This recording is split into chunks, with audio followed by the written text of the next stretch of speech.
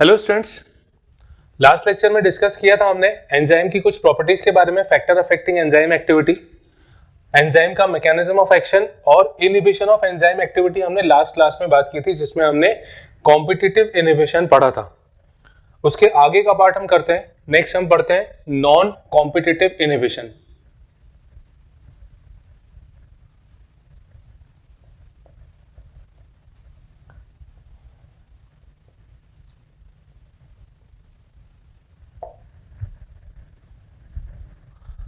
पहले मैं competitive inhibition जल्दी से रिवाइज करा देता हूं। कॉम्पिटिटिव इनहिबिशन में हमने पढ़ा था कि जो इनहिबिटर होता है, यानी केमिकल सब्सटेंस जो एंजाइम एक्टिविटी को ब्लॉक करता है, जो इनहिबिटर होता है वो सबस्ट्रेट के जैसा होता है। दोनों के बीच में कंपटीशन होता है।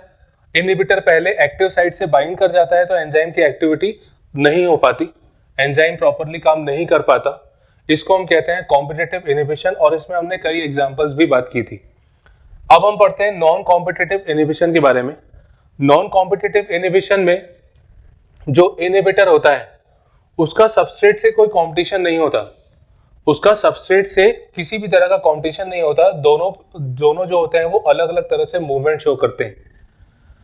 नॉर्मली सबस्ट्रेट जो होता है वो एक्टिव साइट से बाइंड कर जाता है, पर जो इनहिबिटर होता है वो किसी स्पेसिफिक रीजन में बाइंड करता है एंजाइम के साथ। हो सकता है कि सबस्ट्रेट भी बाइंड करे, इनहिबिटर भी बाइंड करे, दोनों बाइंड करें, पर इनहिबिटर के कारण एंजाइम की एक्टिविटी ब्लॉक हो जाए। ठीक है, तो इसमें हम लिखते हैं पहले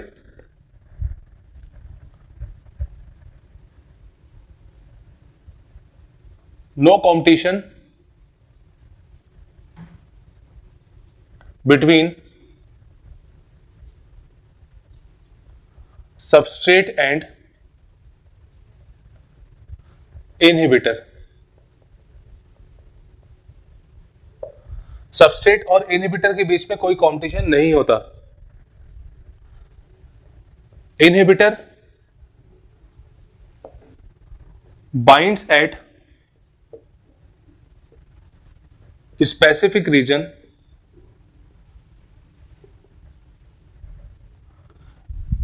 इनहिबिटर जो होता है किसी पर्टिकुलर रीजन पे बाइंड करता है, जो कि एक्टिव साइट के अलावा दूसरा पार्ट होता है।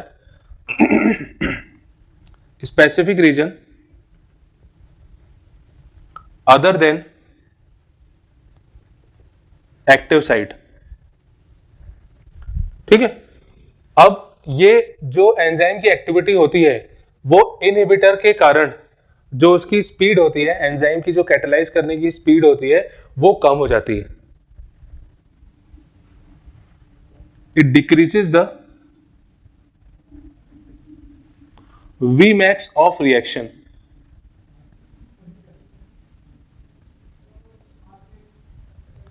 ये Vmax को कम कर देता है। अगर हम इसको ग्राफ के रूप में रिप्रेजेंट करें,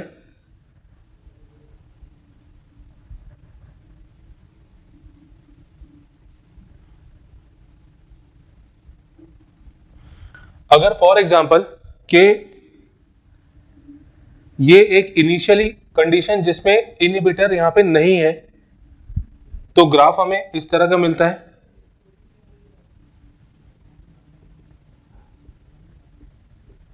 विदाउट इनहिबिटर, और फॉर एग्जांपल अगर हमने इनहिबिटर उसमें ऐड किया या उस रिएक्शन में इनहिबिटर आया, तो जो Vmax है, जैसे यहां ये फिलहाल यहां पे दिख रहा है Vmax हमें, और इनहिबिटर के ऐड करने के बाद ये Vmax डिक्रीज हो जाता है, ये लगभग आधे पे पहुंच जाएगा।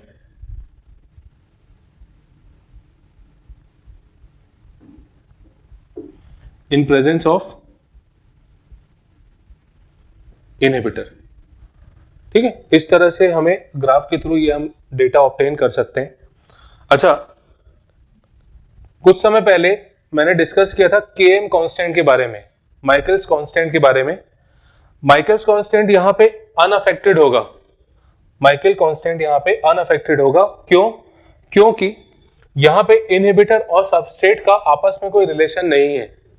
ठीक है, अगर सबस्ट्रेट का रिलेशन होता इनहिबिटर के साथ, जैसे लास्ट वाले केस में हमने देखा कि इनहिबिटर जो होता है सबस्ट्रेट से कॉम्पीट करता है, यहां पे तो किसी तरह का कॉम्पिटिशन हो ही नहीं रहा है। लास्ट वाले केस में यानी कॉम्पिटिटिव इनहिबिटर में वहां पे Km अफेक्ट होगा, पर इस सिचुएशन में Km इफेक्ट नहीं होगा।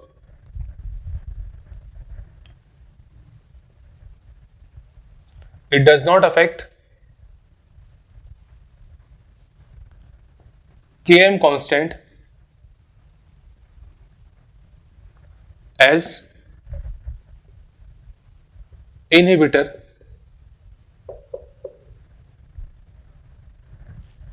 Km कांस्टेंट पे यहां कोई इफेक्ट नहीं होगा, क्योंकि इनहिबिटर का सबस्ट्रेट के साथ किसी भी तरह का कॉम्पिटिशन नहीं होता।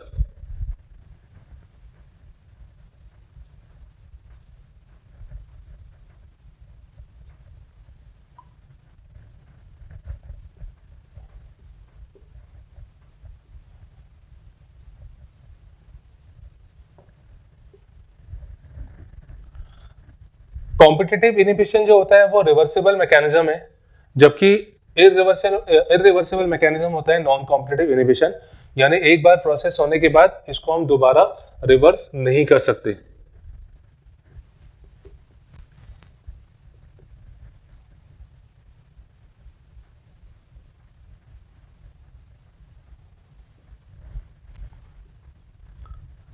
इसका एक इंपॉर्टेंट एग्जांपल है जो साइनाइड पॉइजनिंग होती है। साइटोक्रोम ऑक्सीडेज को ब्लॉक करने के कारण साइनाइड पॉइजनिंग देखी जाती है।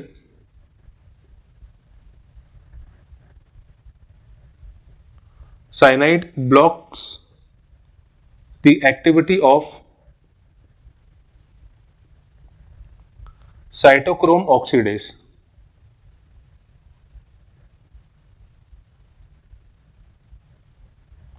एक एंजाइम होता है साइटोक्रोम ऑक्सीडेज। साइटोक्रोम ऑक्सीडेज जो होता है ये रेस्पिरेशन के लिए मेनली रिस्पॉन्सिबल है। हमारी बॉडी में प्लांट्स में जो इलेक्ट्रॉन ट्रांसपोर्ट सिस्टम होता है, इलेक्ट्रॉन ट्रांसपोर्ट सिस्टम में इलेक्ट्रॉन्स को मूव कराने का काम साइटोक्रोम एंजाइम्स के थ्रू ही होता है। Cytochrome actually group of enzyme होता है। अगर साइनाइड किसी तरह से बॉडी में आ रहा है, एंटर कर रहा है और वो साइटोक्रोम ऑक्सीडेज को ब्लॉक करेगा, तो फिर उस ऑर्गेनिज्म की डेथ हो जाती है, क्योंकि रेस्पिरेटरी एक्टिविटी पूरी तरह से अफेक्ट होती है, इनहिबिट हो जाती है। ठीक है, तो ये है नॉन कॉम्पिटिटिव इनहिबिशन के बारे में। एक बार इसको रिवाइज कर लेते हैं। किसी भी तरह का कॉम्पिटिशन नहीं देखा जाता सबस्ट्रेट और इनहिबिटर में। इनहिबिटर जो होता है ये स्पेसिफिक रीजन पे बाइंड करता है, एंजाइम के स्पेसिफिक रीजन पे बाइंड करता है एक्टिव साइट्स के अलावा।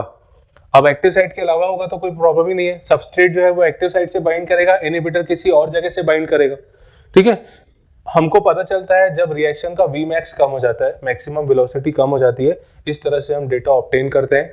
इस पे Km कांस्टेंट पर इसका कोई इफेक्ट नहीं देखा जाता, क्योंकि Km कांस्टेंट सबस्ट्रेट पे डिपेंड करता है, उसकी एक्टिविटी जो होती है सबस्ट्रेट पे डिपेंड करती है। पर यहाँ पे ऐसा कुछ नहीं होता, क्योंकि कोई इंटरेक्शन नहीं है इनहिबिटर और सबस्ट्रेट का। ये इरिवर्सिबल प्रोसेस है, मतलब एक बार होने के बाद दोबारा इसको रिवर्स ऑर्डर में नहीं कराया जा सकता, दोबारा इसको ठीक नहीं किया जा सकता। इसीलिए साइनाइड पॉइजनिंग काफी खतरनाक मानी जाती है। ठीक है, साइनाइड जो होता है वो साइटोक्रोम ऑक्सीडेज की एक्टिविटी को ब्लॉक करता है, जिसके कारण ऑर्गेनिज्म की डेथ हो जाती है। नेक्स्ट थर्ड मैकेनिज्म हम पढ़ते हैं, जिसका नाम है एलोस्टेरिक मॉड्यूलेशन।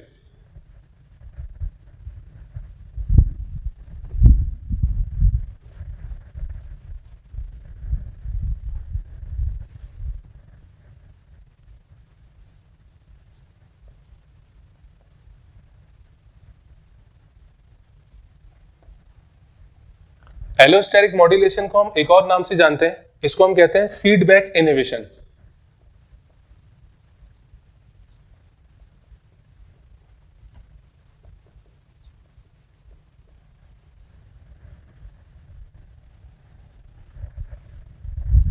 एलोस्टेरिक मॉड्यूलेशन और फीडबैक इनहिबिशन, ठीक है, इसका मतलब समझिएगा। देखिए, एंजाइम में कुछ स्पेसिफिक साइट्स होती हैं जिनको हम कहते हैं एक्टिव साइट। एक्टिव साइट के अलावा भी कुछ साइट्स होती हैं, इनको हम कहते हैं allosteric site. Allosteric site active sites के अलावा साइट्स होती हैं, यहां पे कुछ सब्सटेंसेस बाइंड कर जाते हैं।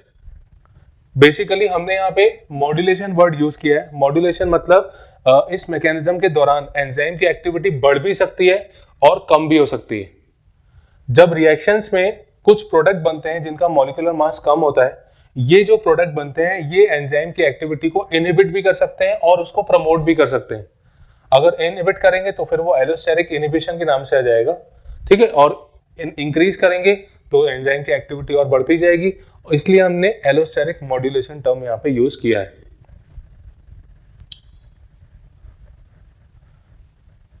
इसमें हम देखते हैं सबस्ट्रेट जो होता है, सबस्ट्रेट मतलब कुछ भी हो सकता है, प्रोडक्ट भी हो सकता है, ठीक है, या कोई सब्सटेंस भी हो सकता है। सबस्ट्रेट और प्रोडक्ट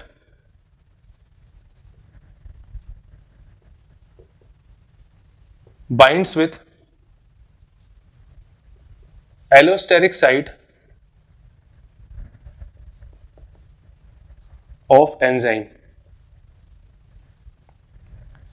सबस्ट्रेट या प्रोडक्ट जो होता है वो एलोस्टेरिक साइट पे बाइंड करता है। इट मे इंक्रीज और डिक्रीज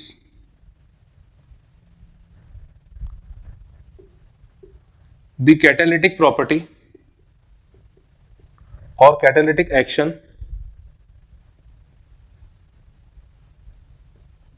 ऑफ एंजाइम। अगर सबस्ट्रेट है और वो एक्टिविटी को रिड्यूस कर रहा है या ऑल्टर कर रहा है तो फिर हम इसके लिए नॉर्मली एलोस्टेरिक मॉड्यूलेशन देंगे word.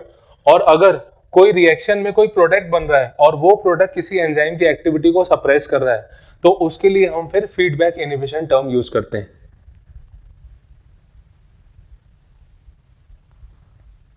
When formed product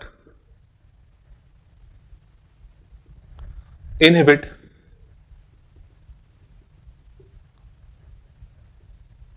enzyme activity,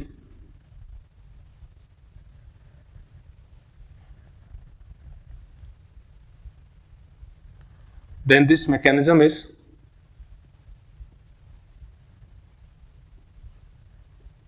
called feedback inhibition.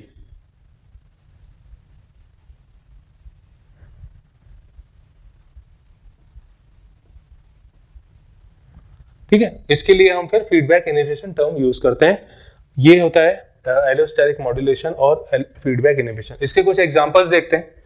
Example में हमने एक प्रोसेस का नाम सुना हुआ है ग्लाइकोलिसिस। ग्लाइकोलिसिस के बारे में जैसे हम इनिशियली देखते हैं इसमें कि ग्लूकोज जो होता है ये कन्वर्ट होता है ग्लूकोज 6 फॉस्फेट में। ग्लूकोज 6 फॉस्फेट में इसका कन्वर्जन होता है और यहां पे एंजाइम होता है हेक्सोकाइनेस। ये ग्लाइकोलिसिस का पहला स्टेप है कि ग्लूकोज का कन्वर्जन ग्लूकोज 6 फॉस्फेट में होता है इन प्रेजेंस ऑफ हेक्सोकाइनेस। यहां पे ये जो ग्लूकोज 6 फॉस्फेट बन रहा है ये ग्लूकोज 6 फॉस्फेट हेक्सोकाइनेस एंजाइम की एक्टिविटी को इनहिबिट करता है। तो इसका पहला एग्जांपल है inhibition of hexokinase by glucose 6 phosphate. ठीक है, ये फीडबैक इनहिबिशन होगा। फीडबैक इनहिबिशन इसलिए क्योंकि जो प्रोडक्ट बन रहा है वो प्रोडक्ट एंजाइम की एक्टिविटी को सप्रेस कर रहा है। दूसरा एग्जांपल है इसका, इसी में आगे स्टेप में एक एंजाइम होता है फॉस्फोफ्रक्टोकाइनेस। फॉस्फोफ्रक्टोकाइनेस जो होता है वो एडीपी एडिनोसाइन डाइफॉस्फेट से एक्टिवेट होता है, उसकी एक्टिविटी प्रमोट होती है एडीपी के कारण। पर अगर वहां पे एटीपी अगर आ गया तो एटीपी के कारण एक्टिविटी इनहिबिट हो जाती है।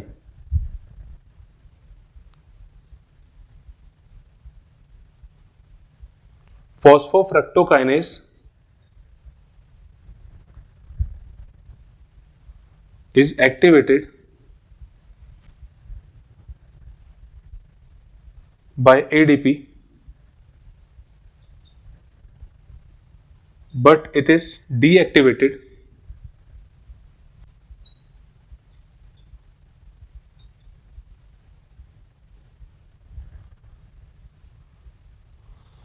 by ATP।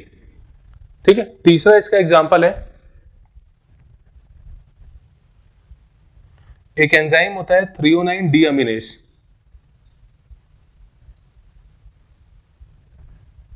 Is inhibited by isoleucine, ये भी एक एंजाइम है, थ्रियोनिन डीअमीनेज, और ये अमाइनो एसिड है ना, ल्यूसिन, आइसोल्यूसिन, लाइसिन, ये सब अमाइनो एसिड होती है।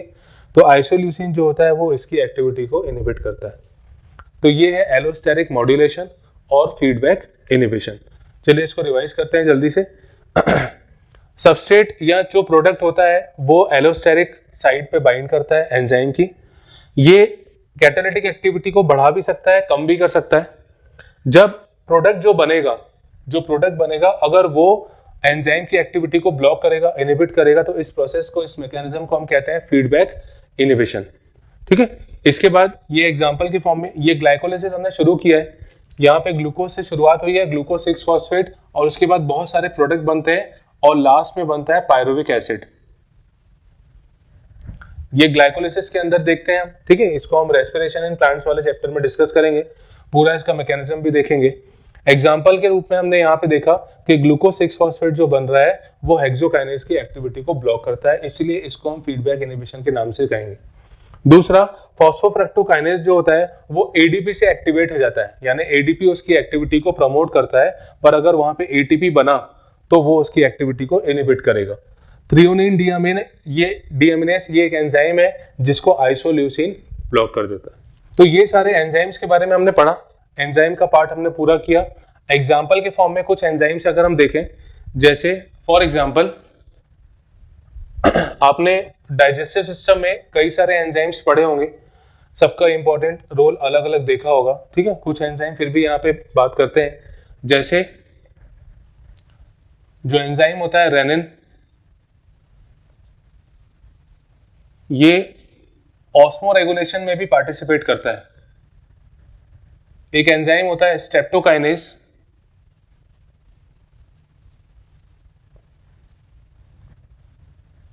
ये क्लॉट्स को डिसॉल्व करता है, क्लॉट बस्टर के नाम से इसको जानते हैं। ये क्लॉट्स को जो थक्के जम जाते हैं खून के, उनको ये डिसॉल्व करता है। एक होता है डीएनएज, डीएनएज जो होता है ये डीएनए स्ट्रैंड्स को कट करता है।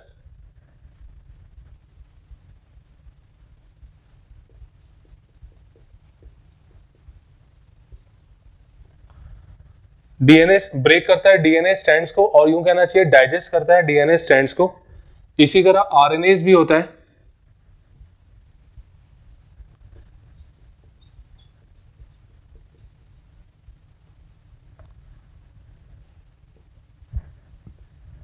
ये आरएनए को डाइजेस्ट करता है।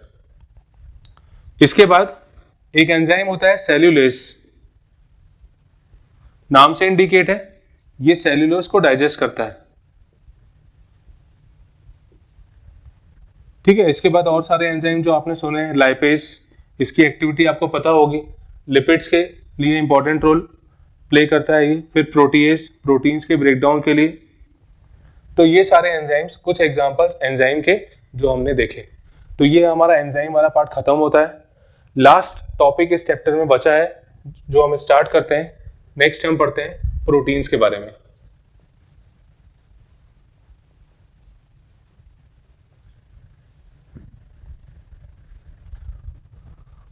प्रोटीन्स जो होते हैं ये लॉन्ग चेन ऑफ पॉलीपेप्टाइड होते हैं।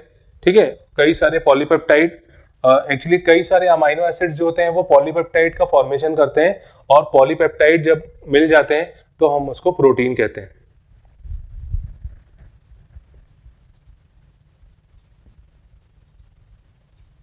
Long chain of polypeptides.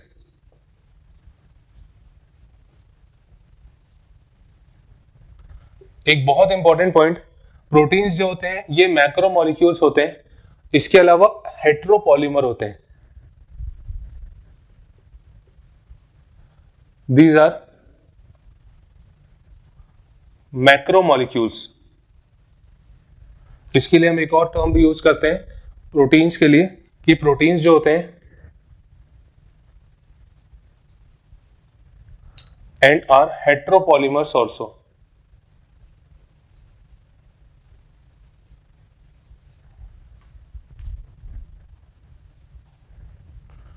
ठीक है, प्रोटीन बड़े साइज के होते हैं, इनका मॉलिक्यूलर मास ज्यादा होता है और ये हेट्रोपॉलीमर भी होते हैं। ध्यान रखिएगा होमोपॉलीमर नहीं होते हैं, ठीक है, होमोपॉलीमर नहीं होते हैं, एक्चुअली अलग अलग अमाइनो एसिड से मिलके बनते हैं। अलग अलग अमाइनो एसिड से मिलके बनने के कारण इनको हम हेट्रोपॉलीमर कहते हैं। नेक्स्ट है प्रोटीन जो होते हैं, जैसे कुछ एग्जांपल देखें अगर, जैसे एक होता है कोलेजन प्रोटीन। कोलेजन प्रोटीन जो है ये ग्राउंड सब्सटेंस है,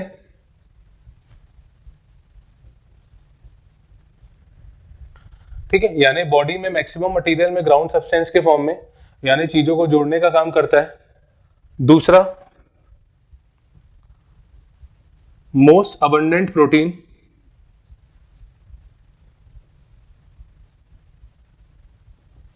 in animal world.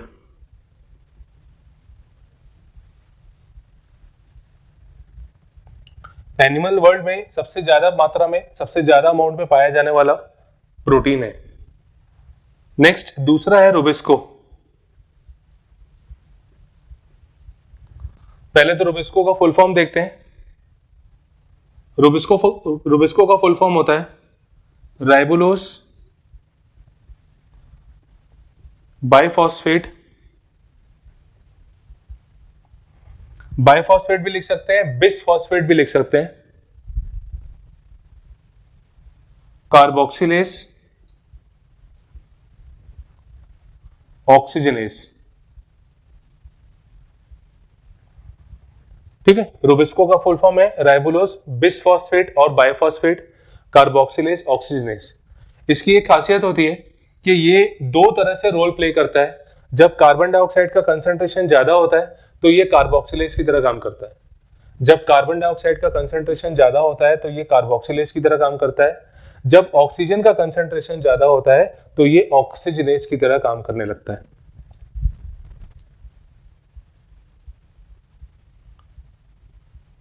When CO2 concentration is high or more, it work as carboxylase। CO2 का कंसंट्रेशन ज्यादा होगा तो carboxylase. When oxygen concentration is more,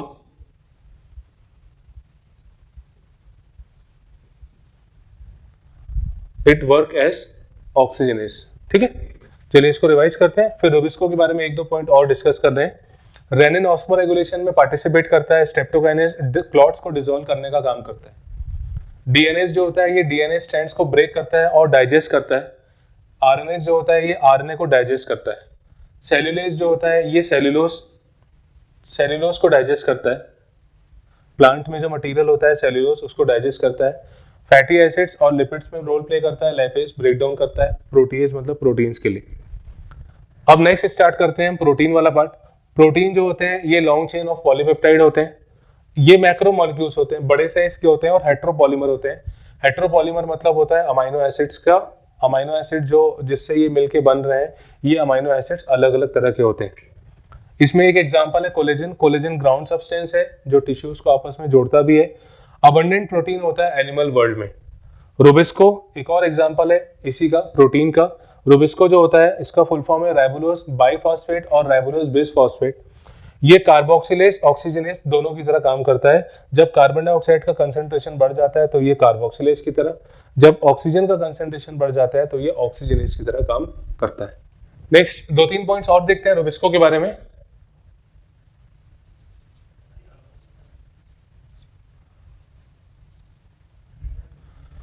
Rubisco plants में कुछ साइकिल को रन कराने में हेल्प करता है, जैसे C3 साइकिल, C4 साइकिल और CAM cycle. Basically C3 cycle और C4 साइकिल जो होती है इसको रन कराने में हेल्प करता है। देखिए प्लांट्स को कई कैटेगरी में डिवाइड किया गया है।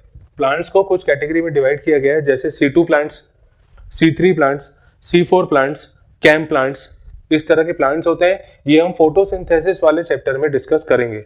अभी सिर्फ आप इतना ध्यान रखिए कि ये एक इंपॉर्टेंट रोल प्ले करता है C3 एंड C4 साइकिल में। Play important role in C3 and C4 cycle और प्लांट्स। रूबिस्को के बारे में एक बहुत important point, it is the most abundant protein in whole biosphere.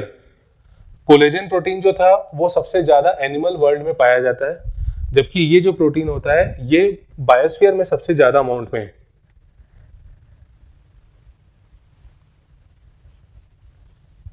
Most abundant protein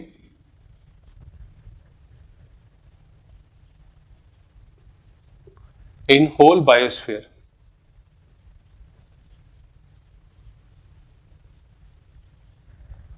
ठीक है, बायोस्फीयर में सबसे ज्यादा प्रोटीन रूबिस्को के फॉर्म में प्रेजेंट है। नेक्स्ट होता है ग्लूट 4। ठीक है, ग्लूट 4 जो है ये प्रोटीन है और यूं कहना चाहिए एक तरह से रिसेप्टर है जो ग्लूकोज की एंट्री को, ग्लूकोज के ट्रांसपोर्ट को सेल के अंदर कराता है।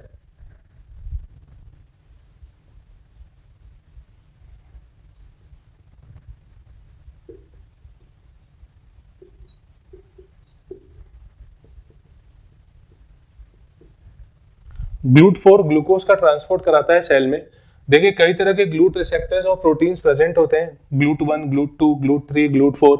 ठीक है, आपको एक इसका ध्यान रखना है कि ग्लूट 4 जो होता है ये ग्लूकोज का ट्रांसपोर्ट सेल के अंदर कराता है। तो ये हो गए कुछ प्रोटीन्स के एग्जांपल्स। नेक्स्ट हम बात करते हैं प्रोटीन का स्ट्रक्चर। प्रोटीन का जो स्ट्रक्चर होता है इसको 4 कैटेगरीज में डिवाइड किया जाता है। प्रोटीन का स्ट्रक्चर पहला होता है प्राइमरी, सेकेंडरी, टर्शरी और क्वाटरनरी। ये 4 तरह के प्रोटीन्स के स्ट्रक्चर होते हैं, एक एक करके हम बात करते हैं। सबसे पहले बात करते हैं primary structure.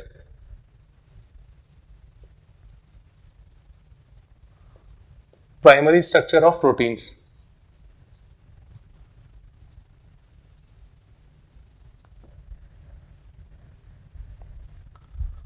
Primary structure of protein में हम देखते हैं कि प्रोटीन जो है ये लॉन्ग चेन जो पॉलीपेप्टाइड की होती है ये एक सिंपल रॉड लाइक मैनर में, मतलब एक सीधी लाइन के फॉर्म में प्रेजेंट होते हैं। बहुत सारे अमाइनो एसिड्स जुड़ते हैं, पॉलीपेप्टाइड का फॉर्मेशन होता है जो कि एक स्ट्रेट चेन के फॉर्म में प्रेजेंट होती है।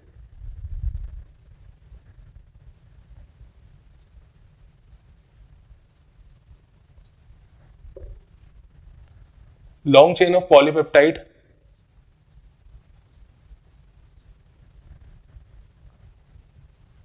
present in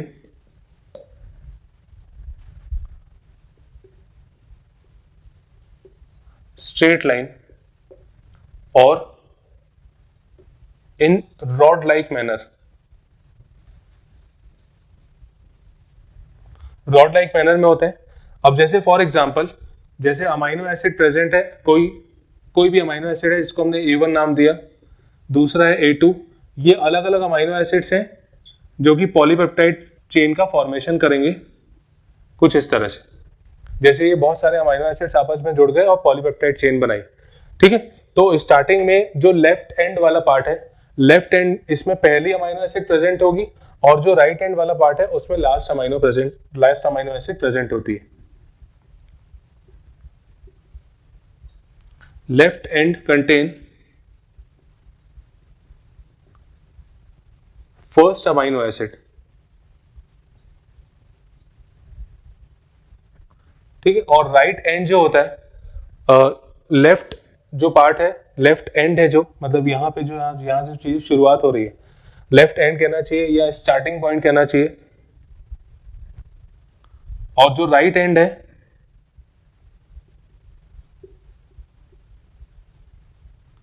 right and contain last amino acid.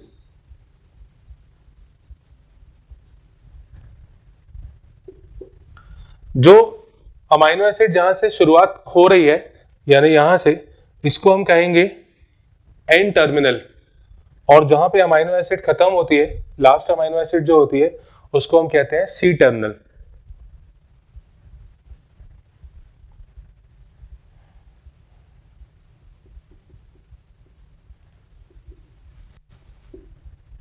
N terminal मतलब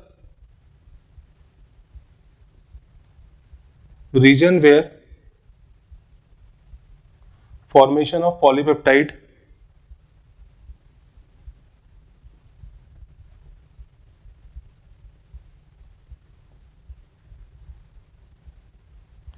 starts. वो जगह जहां पे पॉलीपेप्टाइड का फॉर्मेशन, जहां से पॉलीपेप्टाइड का फॉर्मेशन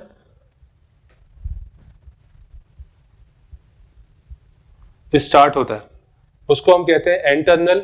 यहां पे अमाइनो ग्रुप से स्टार्टिंग होती है और जो लास्ट एंड है यानी राइट एंड है,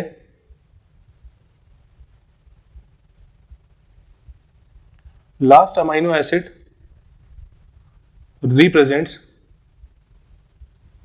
सी टर्मिनल। क्योंकि कार्बोक्सिलिक एसिड प्रेजेंट होता है आखिरी वाले पार्ट में, इसीलिए उसको हम सी टर्मिनल कहते हैं। जहां से स्टार्टिंग होती है उसको हम एंड टर्मिनल कहते हैं। ठीक है, चलिए इसको रिवाइज करते हैं। रूबिस्को के बारे में हमने पढ़ा कि रूबिस्को जो होता है वो मोस्ट अबंडेंट प्रोटीन है बायोस्फीयर में। कोलेजन एनिमल वर्ल्ड में सबसे ज्यादा पाया जाने वाला प्रोटीन।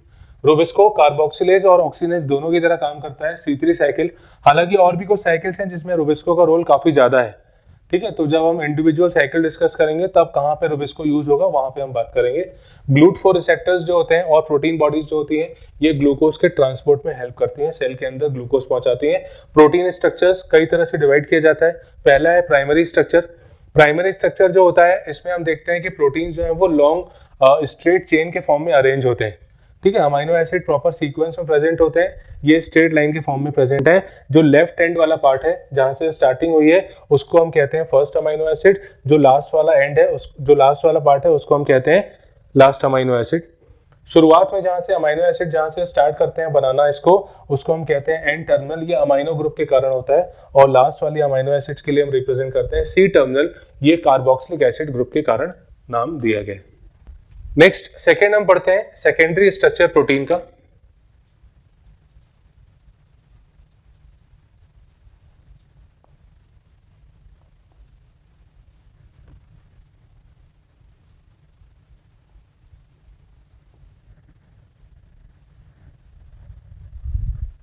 देखिए, प्राइमरी स्ट्रक्चर में हमने देखा कि प्रोटीन जो है वो स्ट्रेट लाइन के फॉर्म में अरेंज है। प्रोटीन हमेशा स्ट्रेट लाइन के फॉर्म में अरेंज नहीं रहते हैं। प्रोटीन हमेशा रॉड लाइक मैनर में अरेंजमेंट नहीं होता है, उनमें बेंडिंग होती है। ये हेलिक्स के फॉर्म में एग्जिस्ट करते हैं।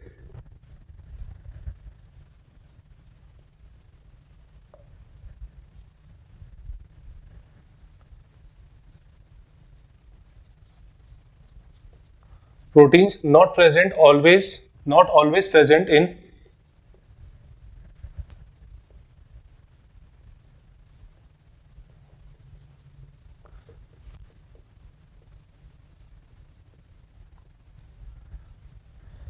प्रोटीन का जो स्ट्रक्चर होता है ये राइट साइड से एक हेलिक्स के फॉर्म में बेंड होता है, घूमता है।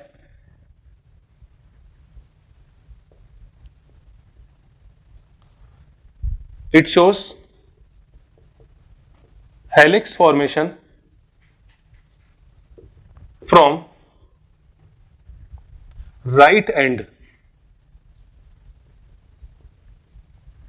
ठीक है, राइट एंड से ये हेलिक्स के फॉर्मेशन में दिखता है। राइट एंड से ध्यान रखिएगा, जो सी टर्मिनल है वहां से ये हेलिक्स के फॉर्म में आगे की तरफ कुछ इस तरह से शो होता है राइट एंड में। ठीक है, ये वाला पार्ट इस तरह से घूमता है। अब ये जो सेकेंडरी स्ट्रक्चर है ये दो फॉर्म में एग्जिस्ट करता है। एक होता है अल्फा हेलिक्स और दूसरा होता है beta pleated structure. Secondary structure जो है प्रोटीन का ये दो फॉर्म में एग्जिस्ट करता है, एक अल्फा हेलिक्स और दूसरा बीटा प्लीटेड। ये दो तरह से अरेंजमेंट होता है। पहले हम बात करते हैं अल्फा हेलिक्स की।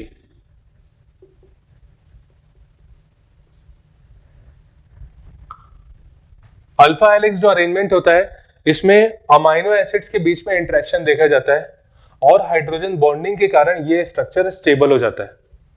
अल्फा हेलिक्स हाइड्रोजन बॉन्डिंग के कारण और जो अमाइनो एसिड्स होते हैं उनका इंटरेक्शन होता है। हर चौथी अमाइनो एसिड जो होती है वो एक दूसरे से इंटरेक्ट करती है।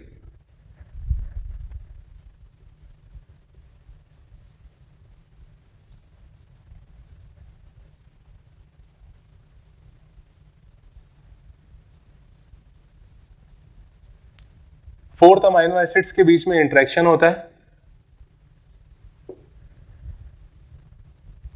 और इंट्रामोलिकुलर हाइड्रोजन बॉन्डिंग एग्जिस्ट करती है।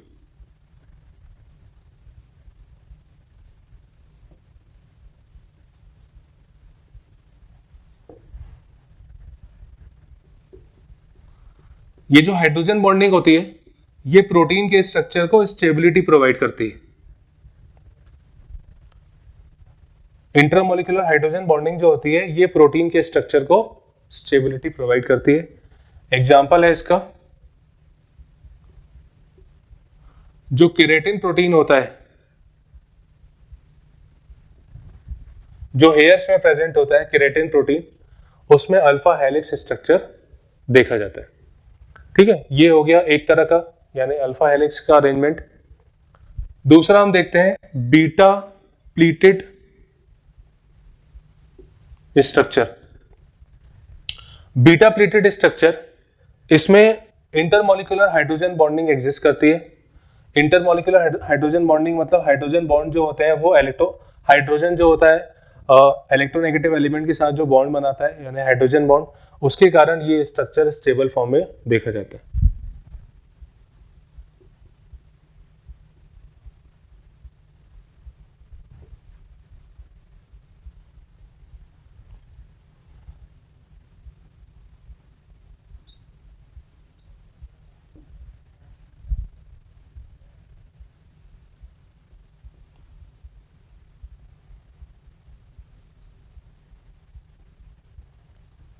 हाइड्रोजन बॉन्डिंग के कारण इसमें स्टेबिलिटी आती है। ठीक है, अगर हम इसका स्ट्रक्चर देखें तो ये स्ट्रक्चर कुछ इस तरह का है। जैसे ये पॉलीपेप्टाइड चेन्स है तो आपस में ये जुड़ी होती हैं।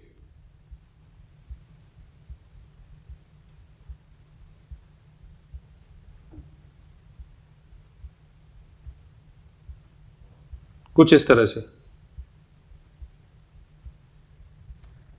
ये कहलाता है बीटा प्लेटेड स्ट्रक्चर और इसका एग्जाम्पल है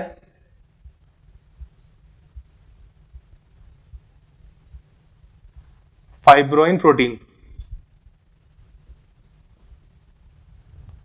सिल्क में जो फाइब्रोइन प्रोटीन होता है उसमें ये चीज प्रेजेंट होती है। चलिए इसको रिवाइज करते हैं। सेकेंडरी स्ट्रक्चर जो होता है प्रोटीन का, प्रोटीन जो होते हैं हमेशा स्ट्रेट लाइन के फॉर्म में एग्जिस्ट नहीं करते हैं, उनमें हेलिक्स फॉर्म का स्ट्रक्चर देखा जाता है। और ये जो हेलिक्स फॉर्मेशन होता है ये राइट हैंड से होता है, मतलब राइट हैंड से इस तरह से घुमाव देखा जाता है। सेकेंडरी स्ट्रक्चर दो फॉर्म में एग्जिस्ट करता है, अल्फा हेलिक्स के फॉर्म में और बीटा प्लीटेड के फॉर्म में। अल्फा हेलिक्स इंटरेक्शन जो होता है इसमें 4th अमाइनो एसिड्स के बीच में होता है। ठीक है, हर चौथी अमाइनो एसिड के बीच में इंटरेक्शन होगा, हाइड्रोजन बॉन्डिंग एग्जिस्ट करेगी, इंट्रामोलिकुलर हाइड्रोजन बॉन्ड यहाँ पे एग्जिस्ट करते हैं। एग्जाम्पल इसका केराटिन प्रोटीन, जो हेयर्स में केराटिन प्रोटीन होता है वो। और बीटा प्लीटेड स्ट्रक्चर में क्या होता है, इंटरमोलिकुलर हाइड्रोजन बॉन्डिंग एग्जिस्ट करती है और ये स्टेबिलिटी के लिए रिस्पॉन्सिबल है। एग्जाम्पल है फाइब्रोइन प्रोटीन जो सिल्क में प्रेजेंट होता है। स्ट्रक्चर इस तरह का देखने मिलता है। इसके अलावा सेकेंडरी स्ट्रक्चर में एक प्रोटीन और देखते हैं हम जिसका नाम है collagen protein.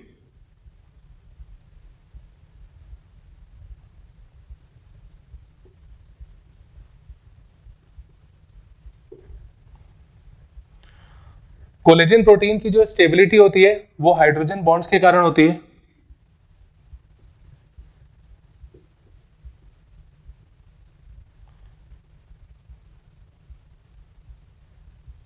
Due to hydrogen bonding. और दूसरा, कोलेजन प्रोटीन्स जो होते हैं वो आपस में जुड़े हुए रहते हैं, लॉक्ड मैनर में प्रेजेंट रहते हैं। ठीक है, पॉलीपेप्टाइड इनमें लॉकिंग इफेक्ट शो करता है और ये जो लॉकिंग प्रॉपर्टी होती है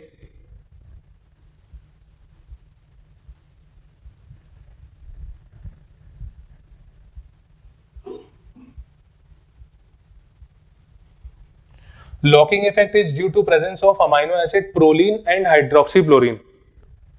It is due to proline and hydroxyproline.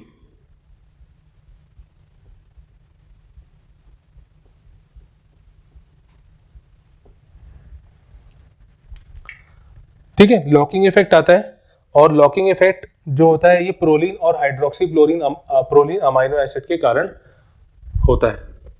तो ये हो गया सेकेंडरी स्ट्रक्चर के बारे में। इसके एग्जांपल्स इंपॉर्टेंट हैं, किस कैटेगरी में कौन सा एग्जांपल आ रहा है ये आपको ध्यान रखना है। अल्फा हेलिक्स जैसे keratin protein, beta pleated fibroin protein और कोलेजन भी सेकेंडरी स्ट्रक्चर शो करने वाला प्रोटीन है, जिसमें लॉकिंग इफेक्ट जो होता है वो प्रोलीन और हाइड्रोक्सी प्रोलीन अमाइनो एसिड के कारण होता है। नेक्स्ट स्ट्रक्चर हम पढ़ते हैं टर्शियरी स्ट्रक्चर।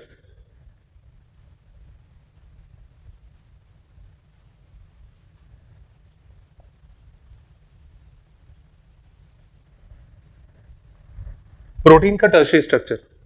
अभी हमने देखा सेकेंडरी स्ट्रक्चर। टर्शियरी स्ट्रक्चर जो होता है ये और ज्यादा कॉम्प्लेक्स होता है।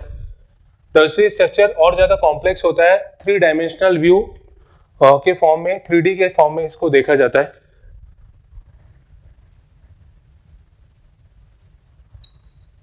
More complex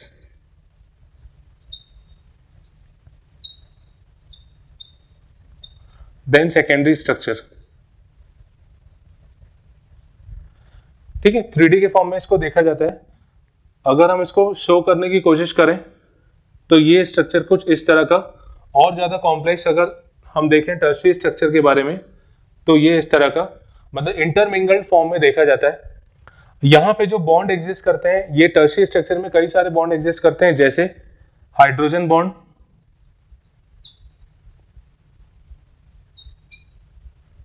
ionic bond,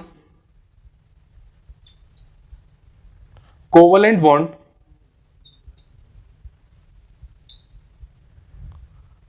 hydrophobic interaction,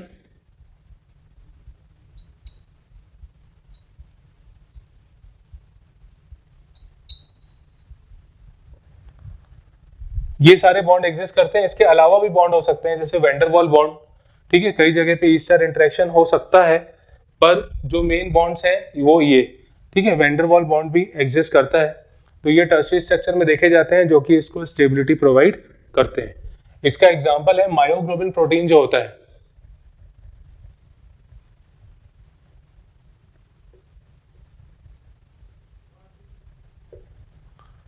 जो मायोग्लोबिन प्रोटीन होता है वो एग्जाम्पल है टर्शियरी स्ट्रक्चर का। नेक्स्ट स्ट्रक्चर आता है क्वाटरनरी स्ट्रक्चर।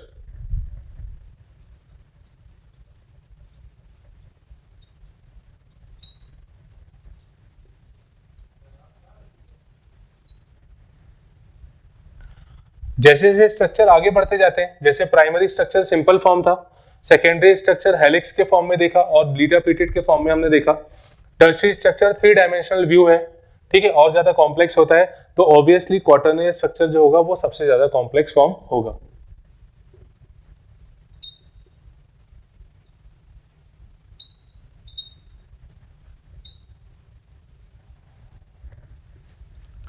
सबसे ज्यादा कॉम्प्लेक्स स्ट्रक्चर यही वाला होता है, क्वाटरनरी स्ट्रक्चर। इसमें जो बेसिकली इसमें जो एग्जांपल आता है ये है हीमोग्लोबिन। हीमोग्लोबिन एग्जांपल हम क्वाटरनरी स्ट्रक्चर में देखते हैं।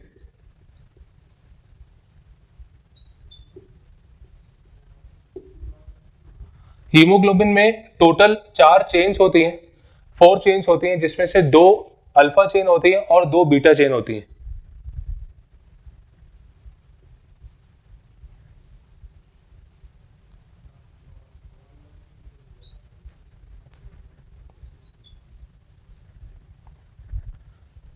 तो ये है क्वाटरनरी स्ट्रक्चर के बारे में।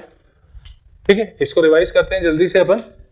टर्शियरी स्ट्रक्चर ये कॉम्प्लेक्स होता है सेकेंडरी स्ट्रक्चर से, ये इस तरह से इंटरमिंगल्ड फॉर्म में दिख रहा है। जो बॉन्ड्स एग्जिस्ट करते हैं इनके बीच में hydrogen bond, ionic bond, covalent, hydrophobic, इसके अलावा और भी बॉन्ड्स एग्जिस्ट करते हैं जो इसको स्टेबिलिटी प्रोवाइड करते हैं। एग्जाम्पल है इसका मायोग्लोबिन। नेक्स्ट आता है क्वाटरनरी स्ट्रक्चर। क्वाटरनरी स्ट्रक्चर जो होता है सबसे ज्यादा कॉम्प्लेक्स फॉर्म है। क्वाटरनरी स्ट्रक्चर जो होता है सबसे ज्यादा कॉम्प्लेक्स फॉर्म है। हीमोग्लोबिन इसका एग्जाम्पल है। हीमोग्लोबिन में 4 चेन्स होती है, जिसमें से 2 अल्फा चेन होती है और 2 बीटा चेन होती है। ठीक है, अब ये जो एंजाइम्स, ये जो प्रोटीन्स हैं, प्रोटीन कई सारी चीजों को बनाते हैं। प्रोटीन्स कई सारी चीजों को बनाते हैं। एग्जाम्पल के फॉर्म में अगर देखें हम तो कई हॉर्मोन्स हैं ऐसे जो प्रोटीनिशियस नेचर के होते हैं।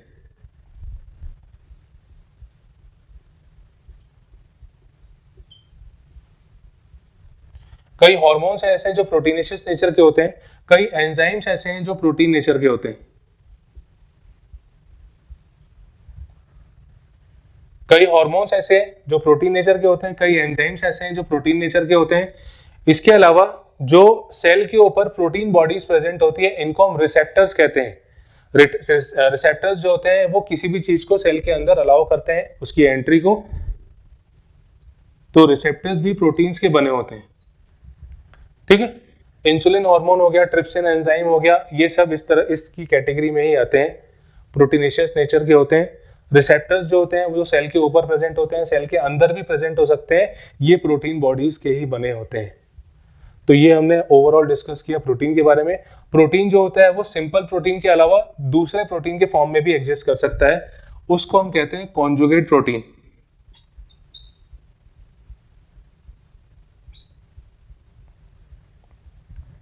प्रोटीन्स जो है ये सिंपल प्रोटीन के अलावा कॉन्जुगेट प्रोटीन के फॉर्म में भी एग्जिस्ट करते हैं, मतलब इसमें प्रोटीन पार्ट होगा प्लस नॉन प्रोटीन पार्ट भी होगा।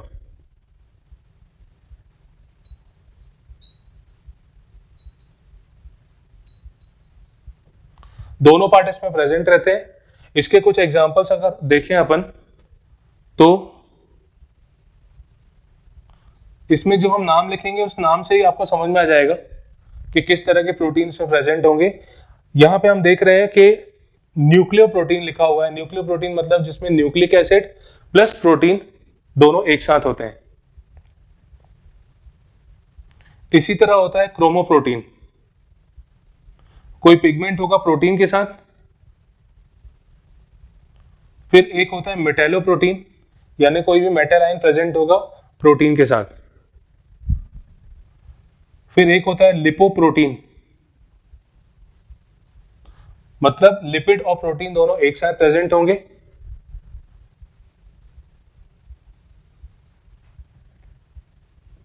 नेक्स्ट है ग्लाइकोप्रोटीन, यानी कार्बोहाइड्रेट वाला पार्ट और प्रोटीन दोनों साथ में प्रेजेंट होंगे।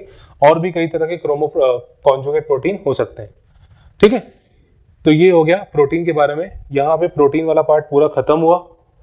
नेक्स्ट आपकी बुक में कुछ दो पार्ट डिस्कस किए गए हैं, हालांकि वो जो पार्ट है वो पुराने चैप्टर से या आने वाले चैप्टर से जुड़ी हुई चीजें हैं। ठीक है, तो इनको हम 2 मिनट में जल्दी डिस्कस कर लेते हैं कि क्या चीजें दी गई हैं इसमें। बुक में 2 टॉपिक और डिस्कस किए गए हैं। इसमें से एक है जो सब्सटेंस डायनेमिक स्टेट में होते हैं या जो प्रोसेस डायनेमिक स्टेट में होते हैं, जो लगातार चलते रहते हैं। डायनेमिक स्टेट के अंदर हम स्टडी करते हैं जैसे मेटाबॉलिज्म के बारे में, कैटाबॉलिज्म के बारे में, एनाबॉलिज्म के बारे में। कई सारे ऐसे प्रोसेसेस हैं जो बॉडी में चलते रहते हैं जिसमें एनर्जी का फॉर्मेशन होता है। ठीक है, तो उस टॉपिक के अंदर जो डायनेमिक स्टेट वाला टॉपिक है,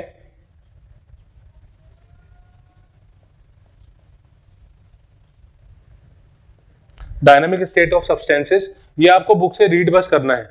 उसमें सारी चीजें आपकी पढ़ी हुई हैं, कोई भी ऐसा नया पॉइंट नहीं मिलेगा जो अननोन पॉइंट होगा आपके लिए।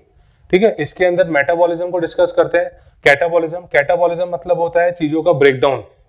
एनाबॉलिज्म मतलब होता है चीजों का सिंथेसिस, सब्सटेंसेस का फॉर्मेशन। कई प्रोसेस ऐसे होते हैं जैसे क्रेब्स साइकिल हो गई, ग्लाइकोलिसिस हो गई, इन प्रोसेस के दौरान एनर्जी रिलीज होती है। ये जो एनर्जी रिलीज होती है ये एटीपी के फॉर्म में रिलीज होती है। एटीपी को हम कहते हैं एनर्जी करेंसी ऑफ सेल, क्योंकि वो ब्रेकडाउन होने के बाद काफी अमाउंट में एनर्जी रिलीज करता है। इसके अलावा एक और ऐसे टॉपिक दिया हुआ है लिविंग स्टेट करके। लिविंग स्टेट में भी ऐसे ही नॉर्मली कुछ पॉइंट्स लिखे हुए हैं, जैसे हार्मोन्स का जो कंसंट्रेशन होता है वो नैनोग्राम में नापा जाता है।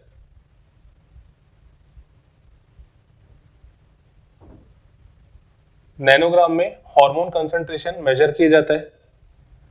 ठीक है, इसी तरह से ग्लूकोज का कंसंट्रेशन भी दिया हुआ है।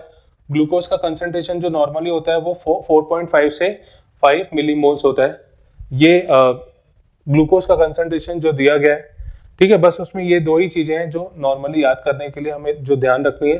बाकी सारी चीजें उसमें वही सब मेंशन है जो हम किसी ना किसी चैप्टर में पढ़ते हैं।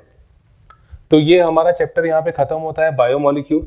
बायोमोलिक्यूल से नीट में अप्रोक्सीमेटली 2 क्वेश्चंस पूछे जाते हैं। चैप्टर थोड़ा सा बड़ा है, आपको इसको बार बार रिवाइज करना पड़ेगा ताकि ये लंबे समय तक आपको याद रहे। नेक्स्ट लेक्चर में हम प्लांट फिजियोलॉजी वाला पार्ट, ट्रांसपोर्ट इन प्लांट, जो उसका पहला चैप्टर है, ये स्टार्ट करेंगे।